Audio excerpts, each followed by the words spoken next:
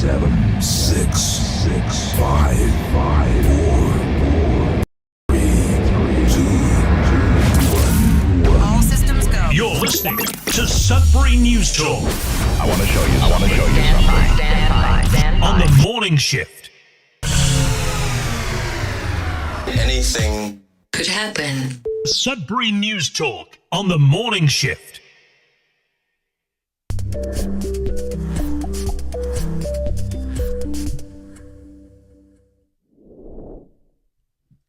All right, good morning. Welcome to Sudbury News Talk on the morning shift. I'm AJ Walsh.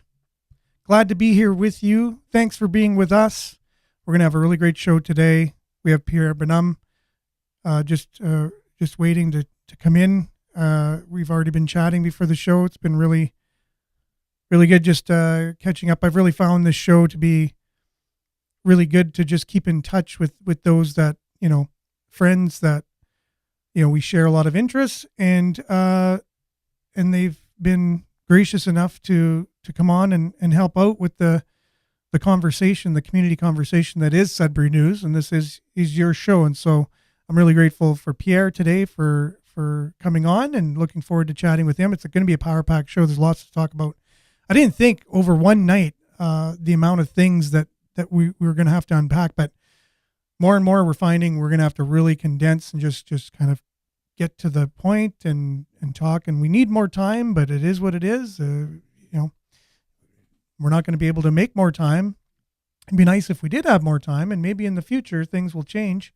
But for now, we're going to have to really kind of keep it crisp and clean with no caffeine. So you're listening to us on the radio on CKLU 96.7 FM. If you're on your drive to work, you can also catch us on cklu.ca streaming. You just click on the Radio Player Canada logo and you can stream us. You can also download the Radio Player Canada app, listen to us anywhere, anytime on your favorite device. And you can also catch us on Facebook Live, facebook.com/Sudbury News and youtube.com/Sudbury News. You can comment on either of those platforms, and we'll be able to share the comments here. And on the radio, we'll do our best, for those listening on the radio or live streaming just in audio, we'll be able to do our best to mention the comments in the show, because again, this is your show and you are just as much part of it as we are. And we're basically just facilitating this community conversation. So, Pierre already, good morning. Yes, let's go. See, comments are working today. So let's get on with things. Let's get right to the weather. And the weather is always happening, so it's always fresh, always new, and so far so good this year. So let's get the weather. We're going to talk a little bit about the Sudbury Wolves, a little bit of amateur sports too in the city. The Silver Stick just wrapped up, and I know Pierre was part of that tournament, so he has a little bit to chime in on that. So lots to get to. We'll start with the weather. We'll be back right after this.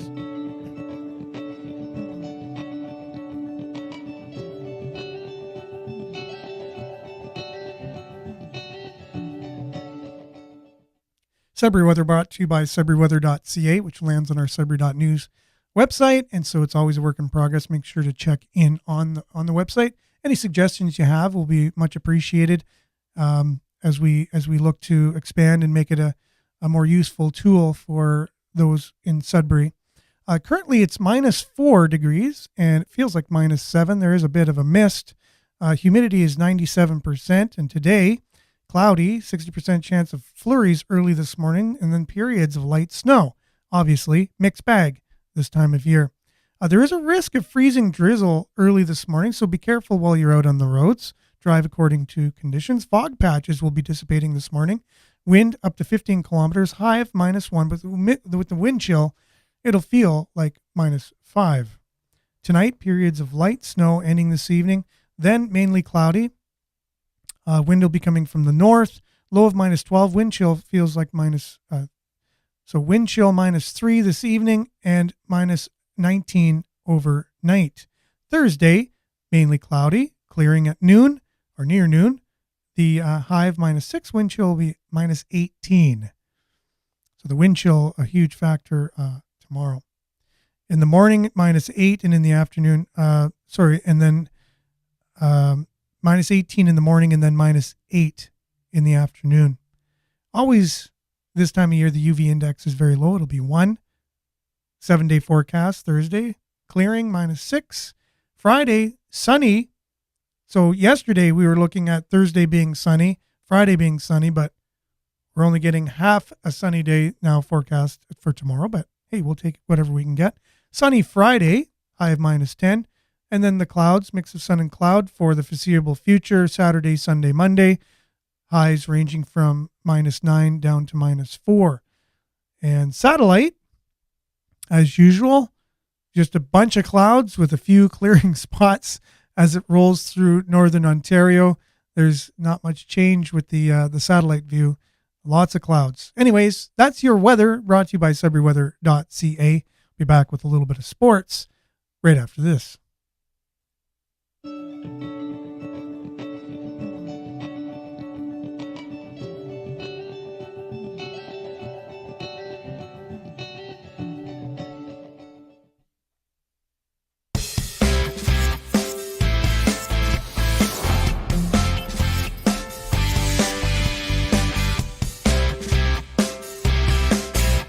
Sudbury Sports, brought to you by SudburySports.com. That Sudbury Sports guy, Randy Pascal, and his website, basically covering all things to do with Sudbury Sports. He's been at it forever. He's definitely a huge blessing to this city in terms of sports. So visit his website, SudburySports.com.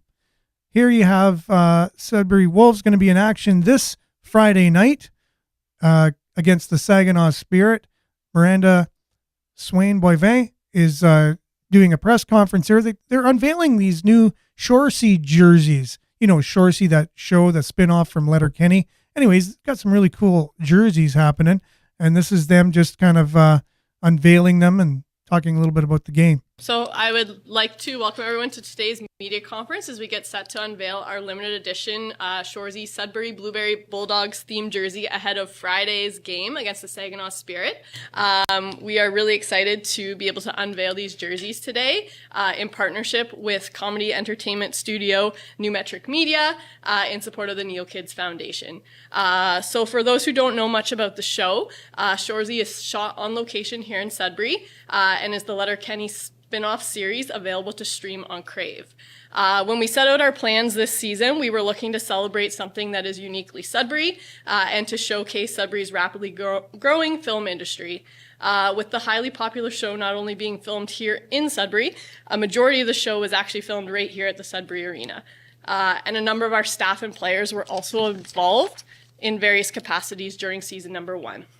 The show also featured a number of our sponsors, such as the Doghouse, and these jerseys are going to be available for auction throughout the game here at the arena in a silent auction, and then a number of them will also be available online for bids at SudburyWolves.com. There you go. That's pretty awesome, if you ask me. The jerseys are pretty cool looking. It's got the logo, obviously, of the Shoresy, the team on the show, and we're going to talk a little bit about the new film studio that's planned to be built here in Sudbury as well. You know, thank you very much, Miranda, and thank you to. That's funny.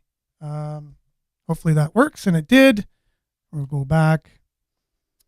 The so also in Sudbury, Sudbury sports related, the Silver Stick took place this last week, and the Nickel City under-13 squad will be heading to the International Silver Stick. So a grand total of 23 teams representing the Nickel City Hockey Association, the Sudbury Minor Hockey Association, and Coppercliff Minor Hockey Association participated in the Sudbury Regional Silver Stick Playdowns over the last 2 weekends. Only one advanced, earning the right to battle it out in international Silver Stick play come early 2023. A shutout performance from netminder Braden Tebow and a third period tally from Mason Hampel on a penalty kill, no less, was just enough to allow the Nickel City under-13 AA Junior Suns to slip past the Toronto Eastenders 1-0 in their final in Coppercliff on Sunday afternoon. Given the numbers outlined above, this is a very big deal for a group of kids who are assembled from a couple of different 2021-22 sources, giving the decision locally to combine the NCHA and the SMHA efforts into a single AAA team at the under 12, under 13 levels this winter. It's probably one of the only tournaments that I know of that you win. You basically get rewarded with another tournament, noted a 12-year-old right winger, Alex Prue. Anyways, congratulations to the Nickel City Junior Sons. They're going to the International Silver Stick. And I know we can start with, when we come back with Pierre. He was there at the tournament, so we'll unpack that, get into all of the headlines, see what we can do to see if we can get through the headlines today. I think if we can just get through them, it's going to be amazing. So we'll consider that a victory. Sudbury Sports brought to you by that Sudbury Sports Guys website, Randy Pascal's SudburySports.com. We'll be back with Pierre Benum and more of headlines right after this.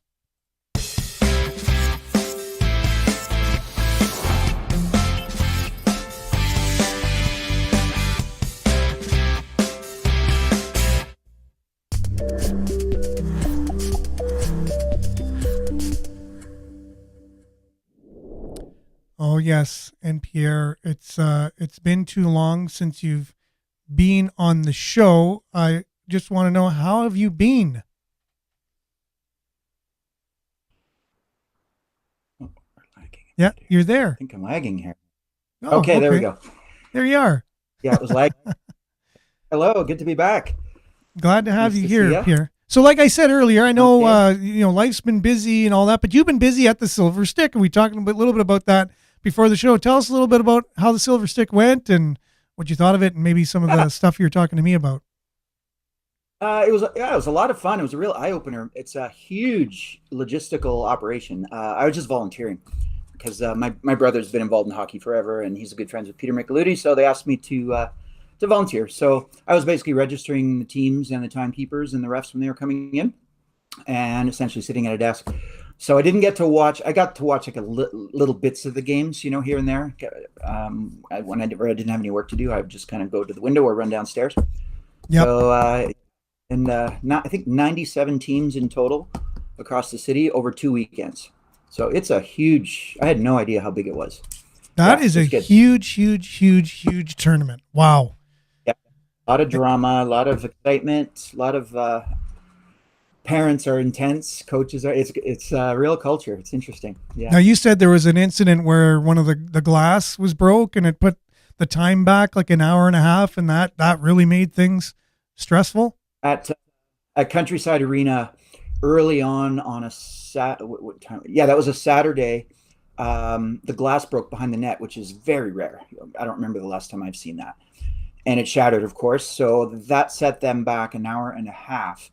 So what happens is the timing, basically the only time that they have between games is for the Zamboni, right? And they have 2 Zambonis going, so it's faster and everything. And then so that held everything back, and it just created a domino effect the whole day.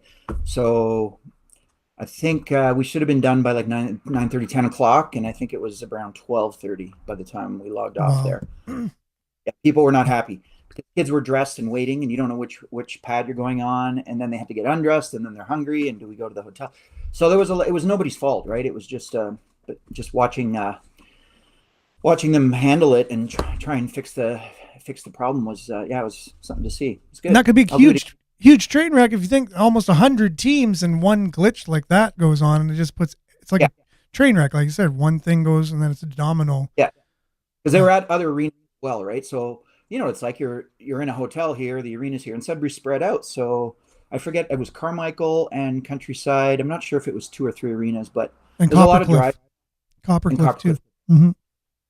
Yeah, but it was good food. They sure took care of us there. We had good snacks, lots of, Cortina meatball subs and donuts. So it was fun. You can't underestimate food for volunteers. That alone, will work for food is real. That will keep me coming back time and time again for sure.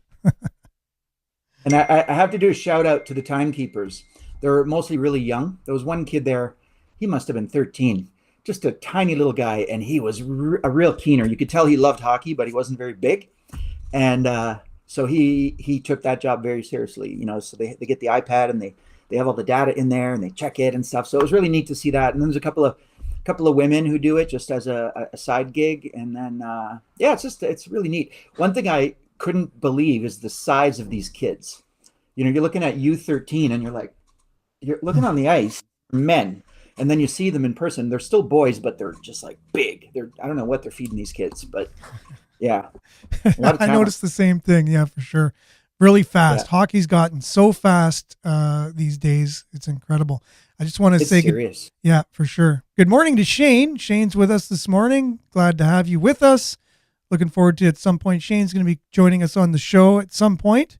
Just got to make a window to have him be able to come on. I know I'm waiting also for a few other people as well that I've been talking with. I don't know if you knew this, Pierre, but people have been watching the show and they said, hey, you know, can I contribute in some way? And we've started having some people on, like a Brian Poulet. Good. Julia's been on, and Shane's going to be coming on. Marco, he's getting ready to come on. So it's really cool. Like, it's just, again, it's this conversation we're having about events in the community and issues and things. And there's a lot of just people having a 10-minute chat about something, you know, is much better than a 30-second soundbite, right? And you get to things out a little bit. Exactly. So if we're going to be able to get through these, let's see. So first thing, that report came out about the consolidation of emergency services throughout the greater Sudbury area, and CTV did a little thing on that. So I have 3 videos at least to play for today, and we'll see if we can get to those, and then get to them and get through them are 2 different things. So Little Skidoo, we've talked about that. It's Judy Strawn's play that she wrote. It's a modern version of so she take Little Skidoo, but it's happening today, the play, and it's an ode back to 1977. But if we revisit the story in the song, but it's today, they have to go find the Little Skidoo. It's really cool. She explained it on the show last Friday when she was our guest. So there's a little video of that. No Christmas What's that, drag Pierre? queens in No Christmas drag. No drag queens. As far as I know, I haven't seen the play yet, and she never mentioned anything, but you never know. This is really cool. Cambridge received $78,000 from donors for, you remember Giving Tuesday just passed recently? So I guess there's the Black Friday, Cyber Monday, Giving Tuesday. Isn't that how it works? Gotcha. So Cambridge received $78,000 from donors on Giving Tuesday. These donations will truly make a world of difference, is the quote. Okay. I know, Pierre, you're looking forward to this story. Where's Tom Ford? Trudeau listening to concerns, quote unquote. Assault-style gun definition covers hunting rifles. Who would have thought? Who would have thought that? You know, after all these years and people saying he's after your hunting rifles, everyone's like, no, that'll never happen. Well, here it is. He made a gun an assault tool by design. Isn't that redundant? Everything is that's what they do. Yeah, it can be used. Yeah, it's very assaulting to the animals out there. There's no doubt about it when you go in hunting. So, he made the comment during a press conference in Ingersoll. Mm-hmm. So we'll have to, hopefully, again, there's a lot of comments on this one. Mm-hmm. Sure he is. Legislation, as it's currently written, will cost the Liberals both Sudbury ridings if passed. So again, they have to be careful with Northern Ontario, right? Heavy Liberal, heavy NDP stronghold. This could be the thing that actually changes that, because I know that the Conservatives have been really getting a lot more votes, record votes for them. They're actually a close second in some of the recent votes, which is unheard of in this area. So this would probably put that right over the edge, I would think. Well, it's a nonpartisan issue because rural people have guns, period. Yep. Anyone who doesn't live in a city it's like I know tons of people who have guns up here. Like they just that's you hunt. That's or and people on farm. I was on a farm a few weeks ago, my friend's place, and they had to actually give up their guns because there was some weird stuff going on there with COVID and everything. But I mean, they have to have guns. They've got dogs everywhere to protect their animals, and they have guns. It's just part of the culture. And the people making the decisions are, in 40-story condos in 3 big cities in this country. They have no clue about 80% of the country's culture. Reminds me of the bear hunt back in the day. Remember the decisions they made about the bear hunt? And they were all, like you said, in these big urban areas saying, hey, we need to save the bears. And up here, they became a huge problem because that was kind of keeping things at bay. And one of the people said, hey, why don't we just release all the bears into Metro Toronto or something and see what they think about that policy then? Yeah. Right. So Trudeau's COVID spending, waste, including money to dead people, prisoners, and people who don't even live here. So that's interesting. Eh? The Auditor of Canada, General of Canada, is now went in to do a post-mortem of where all the money went over COVID, and there's billions and billions and billions of dollars that are just wasted, unaccounted for, that went to weird places. Who would have known? Who would have thought, Pierre? Fraud, money, lots of fraud. A 5-minute application, $2,000 in your bank. I can name a few names. I'll tell you that. Yeah, you personally know some people. Privately funded film studio in Sudbury will generate $60 million in annual revenue. So I believe that's gonna, the idea that when we're gonna have the new arena, right? It was gonna go there. Or annual revenue. I gotta read $60 million in annual revenue. That's according to a report. No,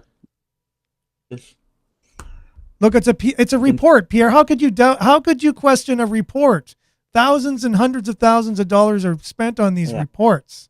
They must be true. So now the thing they could have called me, and I'm sure they didn't call my partner either. But possibly not. Films that come up here do not have the big budgets to build sets. They're the smaller budget movies, the ones that rely on these incentives that we have, basically. If without those incentives, those movies wouldn't even be made. They wouldn't see the light of day. I mean, right? It'd be wonderful.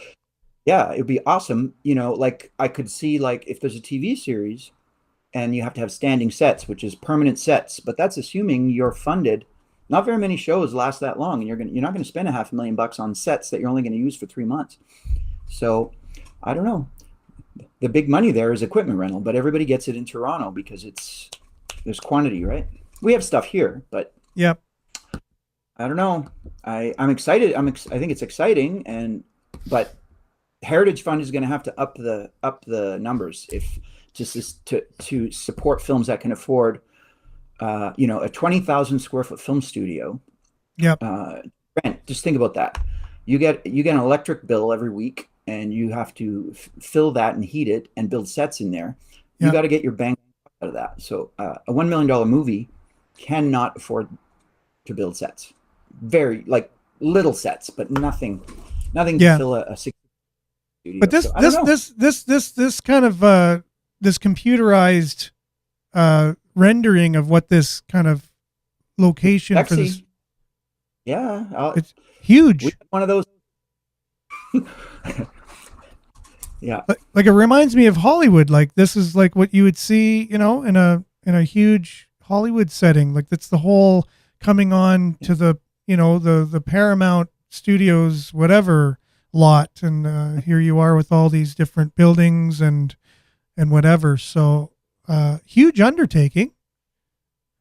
No, the plan is beautiful. I mean, we had something similar, much smaller than this, obviously.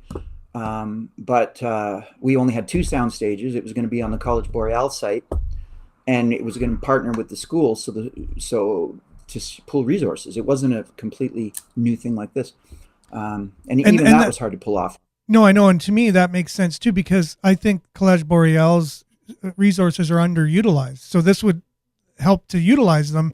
If you actually partnered with them, it would use up a lot of their things, get more funding and build. So this is a separate whole thing. Look at the size of this undertaking. Up at Barry Down Arena, temporary site, and then of course it fell through. The deal fell through, so he's still in there now. I remember back in the day, Billy and I were discussing this before that even happened, and basically, that was an idea we had. Hey, why don't we take some of these old arenas that we have in Sudbury and refurbish them and make them into multi-use centers, and one of the uses could be for films, but you could also put a concert on in there if you wanted to. Just everything's kind of on wheels. You roll things around, and they're the good thing multi-use. is, this studio is the Bear Down Arena is not going to, I don't think it's going to be a film studio much longer, because the plans are for that to become kind of a recreation center, senior center, community center, almost like a mini YMCA.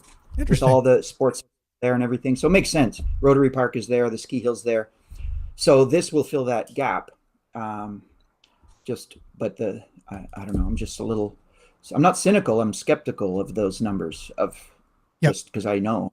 Well, again, right, when you want something built, a lot of times you'll inflate the possibilities in order to get the funding, right? And if you can make a case at least that it's possible, then you get it built, and then the reality happens afterwards, whatever. But once it's built, now you have to keep it going. So now there's federal dollars, provincial dollars, whatever that can, that's what I don't agree with our model. That I don't agree with always going to the government for everything that you need, but apparently that's just the way our society is. And you got to roll with that if you're going to do things like this. But I was thinking, you tell me if I'm off on this. As we see the electrification of the world due to, all the policies being made and things, Sudbury is going to become huge in terms of supplying the world with what they need in order to make all these batteries. And it's going to really boost Sudbury. So I see a film studio like this kind of going hand in hand with that kind of idea. A lot of production needs to be made around that industry as well. And the two industries can kind of grow together. I don't know if you see something similar there, like a possibility. You mean, are you referring to the actual, the battery, like the mining for batteries is that what you're talking about? The industry will be like Sudbury's going to grow substantially just due to the extra, there. Yeah. And if you add the film aspect to it, a lot of these companies do have film projects and things too. They could kind of get hand in hand, like funding media projects as well. Like let's say Elon Musk, for example, he wants to produce a movie too. He wants to get into more, filming a lot of things. Yeah. It can grow together. It's funny because the film industry moves. They'll go wherever there's the highest incentives, which we have. This one's pretty good. I mean, it's a grant. It's cash in your hand if you shoot here. It's just not enough money, right? Because they have to love out a bit. But so it's completely dependent on government. It would not exist here if there was no government money. No. And on the other hand, the film industry there's no loyalty, right? They don't have to be. They go wherever the cheapest shooting destination is for the location they want. So we're competing with Louisiana, with Georgia, with Romania, all these places that do these small films that have weird locations. That's what happens. So they're not going to be loyal to Sudbury. Letterkenny is, because they have a real connection here, and they've done so many great things for the city, and that's a really low budget show. It's a small little show, so it's very manageable, and they're smart. They took over that building in Garson, and they've got that the old Falcon Hotel, so that's their base. They've got a really solid crew, but that's not a multi-million-dollar production. That's a good small production, But it's one that can be built off of at least that's here, and it gives a little bit of credibility to the industry because they do a good job of what they do, right? Like you said, they're doing the right things. They don't only do the right things financially. They're very good writers, and they have a really great production. So it seems to be all the people involved in that know what they're doing. They've done a lot of right things in order to get to where they're at now, as far as I can see. And then there's kind of a a window because you can only go so big here because we only have so many crew members. So, for example, like the last 2 years, North Bay has been kind of a nightmare because they've had everyone was there working, and they're tier A shows, which means big budget. Like there's a show called The Lakes, and there's a whole bunch of them overlapping all at the same time. Friends over there were like, we are recruiting the dregs of society. because just the worst people on these sets doing, jobs that they shouldn't be doing because there's just no crew. Yeah. And people coming up to Toronto, I mean, why would you come to Sudbury, when you can make more money in Toronto and be 20 minutes, half an hour from home, right? So it's tricky. It's tricky. Well, at least there's some efforts being made here to at least build off of what's been started, and hopefully bit. It's not always dependent on all the government money and things like that, and it could kind of start growing. And, the Northern Ontario Film Studios. I mean, it's not a soundstage, right? It's an arena, so there's always been issues with rain, with sound, with noise, trains. Yeah. So you're shooting around that. So it's basically a location with high ceilings, with sets. Where this soundstage, which costs a fortune to build, but Letterkenny won't move. Because Letterkenny's already got their sets built, and they're in a very cheap space. Why would they move? They're happy. Yeah. So you need 3 Letterkennys, that thing going. But we don't have the crew to keep 3 shows going. So you're always going to have... you might have one rented 40% of the year, and then you're gonna, I don't know. I did the math. We went, and they might be hoping that it's going to be used for, the Soo has, because it's a Northern Ontario grant. It's not just a Sudbury grant, right? These film grants that they're giving out. So maybe these other production companies need to use the facilities. Maybe they're mainly shooting in North Bay, but they have to do a portion of it because, like you said, they have a sound studio, they have higher, quality production facilities. So they have to do a portion. A lot of shows that are filmed in Sudbury have half of it's filmed in Toronto, for crying out loud. Like you see the CN Tower in the back all the time. And meanwhile, that's a Sudbury made movie, quote unquote, but half of it's filmed in Toronto. They just come up here so they can get the grant money. They do as little as they can to get it. And then the rest is in Toronto. So maybe if they have the facilities up here, maybe it keeps them here. So again, I think it might be a small step towards being a viable, solution, but time will tell. I hope it will work. I think it would be really exciting. It would be good for the region. Yep. Just if that grant doesn't go away, we're good. So speaking of good for the region, the Costco gas station should be opening. Very exciting. I know a lot of people are very excited for the 24 pump gas station. 24 pumps at Sudbury's Costco. That's going to be traffic chaos even more there now. That whole area is just not planned properly. Wow. The only thing that would help, and I know they've done some work in behind there, some road work in behind where Costco is. And if that was completed and you can get to it from the other area too, not just from where you can get to it now, and you come in from behind somehow through Minnow Lake and get in and out, that might kind of alleviate some of that. But yeah, like you said, that's a nightmare. Right where Bancroft and Howie meet, that's where it's going to intersect. And that's right where church is. Yeah, exactly. That's good for Carmichael Arena is now a 5-minute, not even a 3-minute drive away for shopping and restaurants. So yeah, it's definitely good. People in Minnow Lake don't like it. No, they don't want the increased traffic because then roads will have to be widened and you name it. It has infrastructure has to be added. That's going to become a prime area to buy now because you're right there. People are it's not so isolated, right? Yep. Go ahead. Yeah, I haven't seen it in a few weeks, so I guess they're building pretty fast. Well, they said it could be as soon as this Friday. A local representative affirmed their goal is to open the pumps by December 9th, which is this Friday, but that the date is not set in stone. A construction worker on site also shared noting they would open soon. Sudbury.com connected with GasBuddy.com senior petroleum analyst Patrick Dehan last year for insight on Costco pumps, how they impact the local gas prices.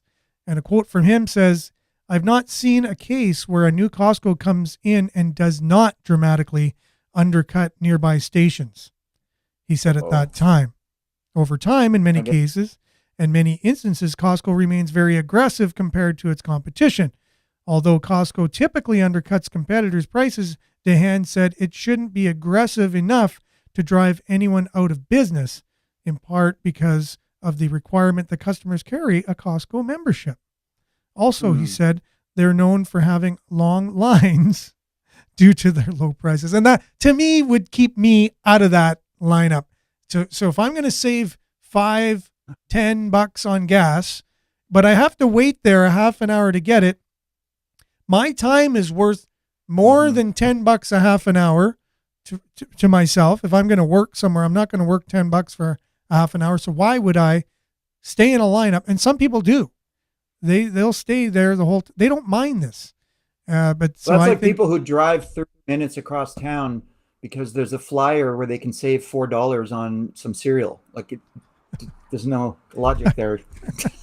I know it's true. So I know a lot of people. Yeah, a lot of people are looking forward to that Costco thing. I'm not necessarily going to be one. If I go there and there's no lineups and it just happens to be like the planets are aligned, I'll whip in and out of there. But other than that, I'm not standing. Well, I hope they open early, like 6 a.m., because that's what they should do. Yeah, right now they don't. No, only a couple cents cheaper, Jerome is saying, and that is true. But that's just the listed prices when they put it up in the ones that they're showing right now on social media. I bet you when they do open, though, they're going to take whatever the gas prices are in the area, and they have a formula, so. Yeah. Karen says our gas stations need a good luck or need a good kick in the butt.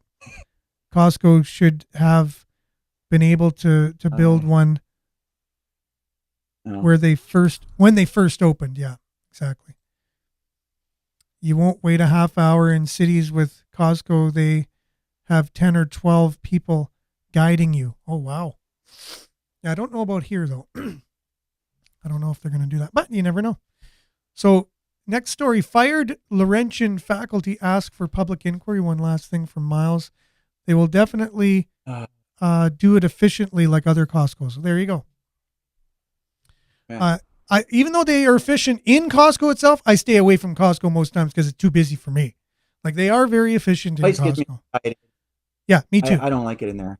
Yeah, it's 10 minutes and I'm done. Yeah, too many people, too much going on. I don't like it anyway, and that's just shopping on steroids, and it's overwhelming, and I always spend too much money. I just threw out a whole bunch of food last night that I bought at Costco 3 weeks ago that I didn't even open. Oh my goodness! So, well, you should have called me first. I could have took it off your hands. Anyways, no, just kidding. Fired. Not edible. Oh well, then no, I wouldn't have wanted it then. Fired Laurentian faculty ask for public inquiry. So this is what we've been talking about on the show quite a bit. That, I did a poll yesterday with Nick and Billy. Between the three of us, we all felt there needs to be a public inquiry into Laurentian. So in light of the Ontario Auditor General Bonnie Lysak's findings in her value for money audit on Laurentian University, a group of faculty terminated during Laurentian University's insolvency restructuring have a few demands. After 22 months, Laurentian University finally exited creditor protection under the Company's Creditor Arrangement Act on November 28th. The terminated faculty committee has 3 demands addressed to the provincial government and Laurentian's administration and board. First, the professors are asking that they will be fully reinstated to their former jobs, quote, as the Auditor General has painstakingly cataloged, we were terminated wholly unjustly and unnecessarily, and we ask that the new board and administration of Laurentian and the government of Ontario recognize the injustice done to us, to the programs we provided, and to the students we taught, said in the press release. Your thoughts on that, Pierre? Well, I feel for them. Yeah, I mean, I'd be pretty angry by now. People lost their pensions. They just couldn't. One friend of mine was smart he figured it out before it was going to happen, but he still had to take a huge cut in his pension. It was like, take it or leave it. But that's affecting higher retirement. Like I don't know. As much as I'm sure there was some waste and there was some unnecessary things there, that's just a terrible way to treat people. They should have, I don't know. It's just the whole thing it just stinks. So I agree with you. Definitely need and I would side with them. I would find a way, somehow get them their money. I don't know how to do it. I don't know how they would do it. A lot of professors, my program was cut. I was actually at Laurentian getting my bachelor's when that all happened, and my program was cut. But because I was in my last year, I only needed 2 more classes. They were able to get me into a different department and get me, a sufficient accreditation for what I did. So I got a bachelor's in communications in the very thing I took. But if you were in your 3rd year, there's nothing they can do for you, or your 2nd year.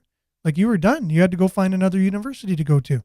And the chair of my program got another job. She's out in Alberta now. So sure, you give the people their jobs back, but they've moved on, a lot of them. Like you said, that's a huge schmozzle now. How do you make up for all this, right? That's crazy. Stressful. It's no fun. Yeah. Another thing that's no fun. I don't know how.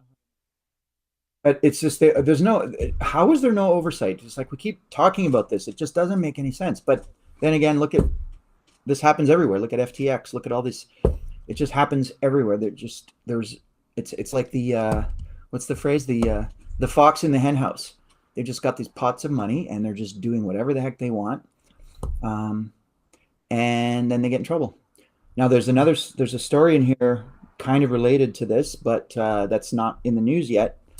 There will be speaking of financial troubles, there's going to be a big institution probably closing their doors soon this year if the city doesn't bail them out. And it's the same thing. It's how did you get, well, I think in this case it was COVID, but with Laurentian, I don't know, there has to be a way to have oversight with really strict financial experts watching, because this is government money. It's big money. It's students' lives. It's teachers' lives. One of the things it said in the report that the lawyers for Laurentian University, the law firm they used, were giddy when they explained to them there's a loophole in the legislation where a publicly funded institution like Laurentian could take advantage of something that was meant for-profit corporations and go bankrupt. That's in the report. The lawyers said, you know what, we found. We're giddy. Why were they giddy? I don't understand. Because they said, now you're facing these financial problems and whatever, and instead of tightening up the purse strings, you could go headlong into bankruptcy. You can build up all these capital projects, hire a bunch of administration. All your best friends can come in and get jobs with titles no one's ever heard of before, with job descriptions that are so abstract they don't even know what they do, and just go bankrupt. And that's what the report said they did. Yeah, that's corrupt. Well, that's what it is, right? So this is the reason for a public inquiry. Mm-hmm. Yeah, perfect time for the disclaimer that this show, anything said on this show, is my comments and my comments alone, or Pierre's as well. Anything to do with this show are that of Sudbury News, is not, and they don't necessarily reflect those of Laurentian University or CKLU 96.7 FM. So I just have to say that every once in a while. No financial advice offered either. No, definitely not. So can you say what this big institution is that you've heard of, or not? Not yet. Well, no. Okay, no problem. Coming soon. It'll be in the news very soon. Okay, well, we'll hear about that. But what is a landmark downtown is going to be in big trouble. Oh no. And, uh-oh. Okay, now you have us in stitches. We'll have to have you come back whenever that hits, and you can tell us some of the background of maybe how you knew ahead of time or what. But I guess we'll know when we see it. So something that is in the news now, though, is the amalgamation or the consolidation of the emergency services in Sudbury. So here's CTV talking about it, and then we'll just chime in on it. Some local news now. A report heading to City Council in Sudbury next week concludes that the city cannot maintain all 24 of its fire and paramedic stations anymore. It says there will have to be some merging or amalgamation of those with no job losses planned. There are some who don't like the idea. CTV's Molly Fromer When- reports. This is just one of the stations that would close if the recommendations were followed. Sudbury City Councillor Jerry Montpellier says he is against these recommended changes and calls it a total disregard to the citizens. No public consultations, no consultations with the Ontario Fire Marshal. And again, if you read it very carefully, the possibility of building 5 new fire stations with no consideration whatsoever to cost. If the report's recommendations were followed, the number of fire and paramedic stations would drop to 13. And even though the buildings would close, the report states that no changes to staffing would be recommended. Montpellier goes on to say these recommendations are not fair to any of the volunteer firefighters and calls it total disrespect to suggest they might have to move from their home communities. So that arrogant assumption that, they're going to pack up their suitcase and say, let's just go into another community. No consultation with the outlyings that will be affected. Sudbury's mayor would only say he will be reading over the report in the coming days. Council has provided the recommendation, and I know on the 13th of December we'll be discussing it at council, and I'm looking forward to that discussion. The report shows that since many of the buildings are close to the end or past their life cycle, repairing or replacing them would cost over $40 million over the next 10 years. Molly Vromer, CTV News, Sudbury. No easy answer there, I don't think. There's a lot going on there. The cost that it would take to keep them up, are they even needed? You'd have to see a full kind of, anyways, you'd have to really read the whole report. I'd like to see a map. Like, I'm sure they've done a simulation or modeling where you, so say you live in Levac and you're in a semi-detached house and it's 3 a.m. and there's an electrical fire with your Christmas tree. So within 20 minutes, 2 wooden houses are burning and there's 2 families. So I don't know if they're going to close the Levac one. I'm going to guess they are, and it's going to be Dowling driving there, or Isilda. No, actually, it would have to be Dowling. So so the modeling there. So their actuary, probably the person doing the numbers, calculated. I was just reading about this the other day in insurance. They calculated the risk of death versus the cost over time. And they figured, we might have 4 deaths extra every year, but we're saving $40 million. So that's how they think, right? They have to think that way. It's terrifying. If they use that same logic with COVID, everything would have worked out just remarkably well. Yeah. I mean, they're doing it now with, even the healthcare system, right? With a lot of stuff. But so I don't know. Nobody wants a fire truck driving or EMS to go extra distance, but it's right. But it's a cost thing. Do you want your taxes? It depends. What's the cost and what's, if we had all the money in the world, which we actually do, but it's mismanaged and it's spent in weird ways. And so this goes right? 25 years ago, every street in this entire greater Sudbury area was plowed when you woke up for work, things like that. Garbage was like, the amalgamation was just like a problem. I don't know. I mean, I know they did it to save money, but the services went down. They say services aren't going to be affected, but I know Sammy's saying insurance will go up.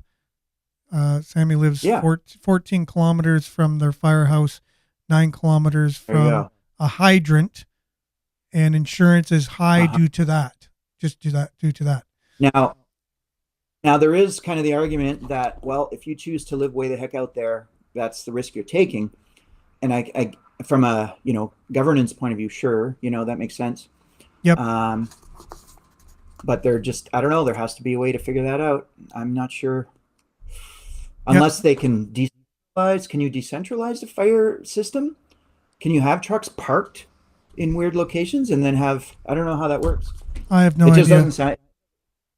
So to me, you should think it's government's usually, it's always backwards. The needs of the people that are creating the income in order to serve them, it should be the foremost of their thoughts and goals to how do we serve the citizens the best. But it's never really that. It's that's not really. It used to be. That's why we had our society the way that it is. But since then, it's been going the opposite way, and you can see that.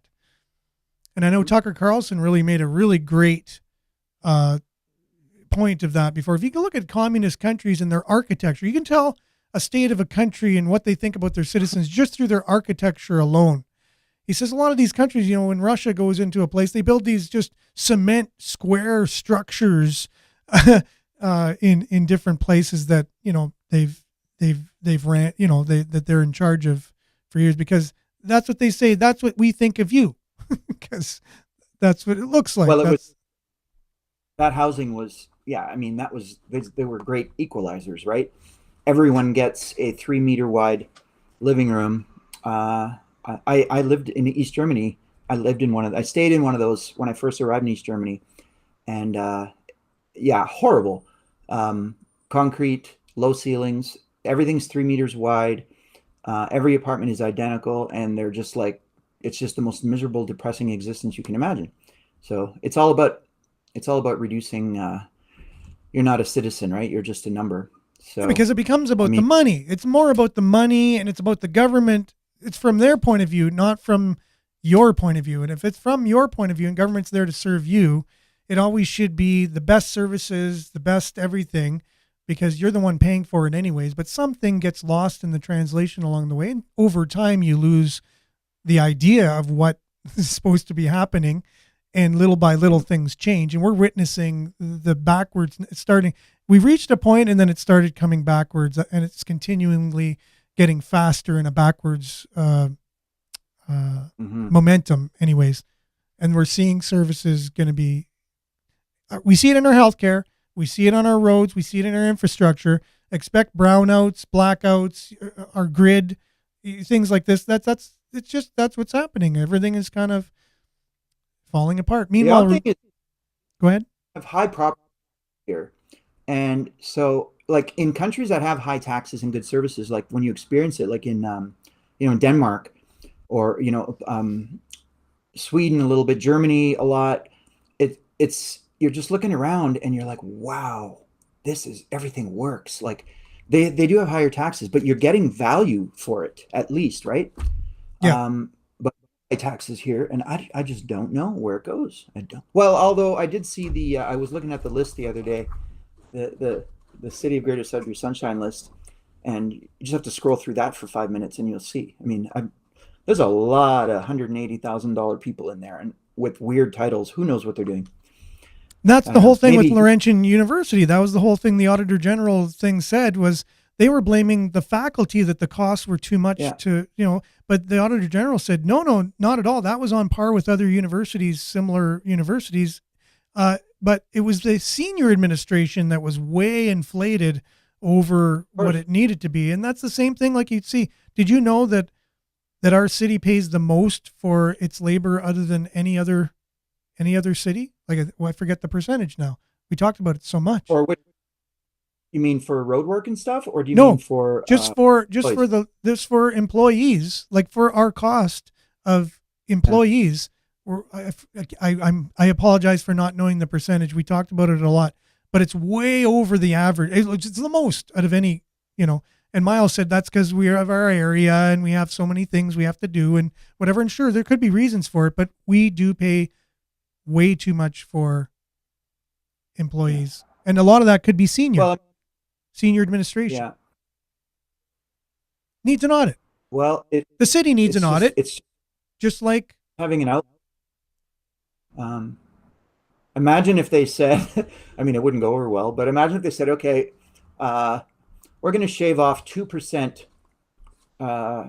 Okay, no, they can't. You can't really do that because they're unionized. You can't do anything. No, can't do anything because of the union. Yeah, no, it's hard. But if it was a company that was struggling and couldn't pay their bills, you would say, they're not as accountable. Whatever. That's right. They're not as accountable because it's government. Like we're basically saying with that fire service is less important than I don't know where else is spending the money, the budget, but yep. I don't know. They've got to find a better way to. So today we were going to do a deep dive into the new gun kind of. Oh yeah. Description of that they were going to. They're now they're including hunting rifles in what are assault rifles. And Carey Price came out and just simple tweet about it that he doesn't want to get political or anything. It was just a picture of him going hunting. And he says, just stay away from my hunting rifles, please. You do your job as a politician. It has nothing to do with me hunting. So don't cross the line. Just please. That's just my opinion. And oh my goodness, the media went to town on him. He's now basically a terrorist. So, because he has an opinion that they're going a little too far with guns. So it was going to be our deep dive today, but I will give you the final word because we do have to check out. We have about 30 seconds. Any thoughts on that? Well, I find it funny that the people that are making the decisions on this are in the cities, and which is where all the gun crime is happening. But all those guns are generally gang related. It's not random crime. They're illegal guns. They're not registered. And the people who are actually law-abiding citizens, following the rules, all about safety, all those things, are being punished. So this is not about guns. It's not about crime. It's not about crime. It's an ideological, cultural battle, is what it is. Trudeau doesn't like truckers, bottom line, and truckers have guns. This has been in the Liberal Party forever, though. Remember the gun registry? How much did that cost? $300 million, and it did nothing. Mm-hmm. It's an ideological thing that they just can't let go of. They're in Ottawa, Montreal, Toronto, and Vancouver, and they just have no concept of what this country, go up to Yukon, go up to Northern Manitoba. Here, everybody we know here, I 1 out of 4 people I know has guns in their basement, and they go hunting, and they have a freezer full of meat. So it's ideological. It's just Google countries that took away their citizens' guns, and you'll know who the first 6 nations are going to be and what happened to them 3 years later. Every single one of them. There's not one democratic country, even Australia. Look what Australia happened during COVID. Happened there. It's a mentality. It's an autocratic sort of soft tyranny that these bureaucrats and technocrats just can't let go of, and they got to have more power. So, but well, you had the final word there. I know, and you had some statistics earlier about countries that took away their guns. The crime didn't go down. They just use different weapons. They'll use a hammer. They'll use a knife. They'll use a club. The guns don't do anything for crime. Now, a 20-year study of all the major studies around the world showed, I'll dig it up and I'll post it later, showed that there is no correlation whatsoever between gun control and gun violence and crime. Or just violence and crime in general. Yeah. Or even gun, because they're going to get them. They're going to get them illegally. Yeah. They're going to get them illegally. Right. So if you take away, yeah, exactly. It's a narrative. It's not. Yep. So I'll dig it up. I'll post it if you want to read a really extensive study. For sure. Well, thanks, Pierre, for being with us today. I hope you come on sooner than later again. This is a little too long since you've been on last time. So great to see you. Thanks again. I'm going to Toronto tomorrow for surgery, so I'll check in with you after I recover.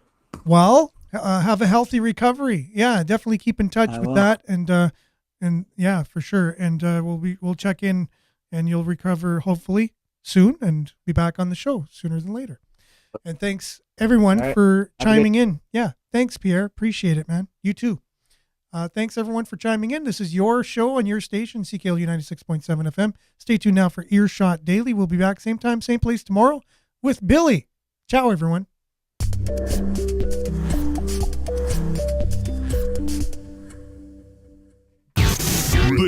This is Sudbury News Talk on the morning shift.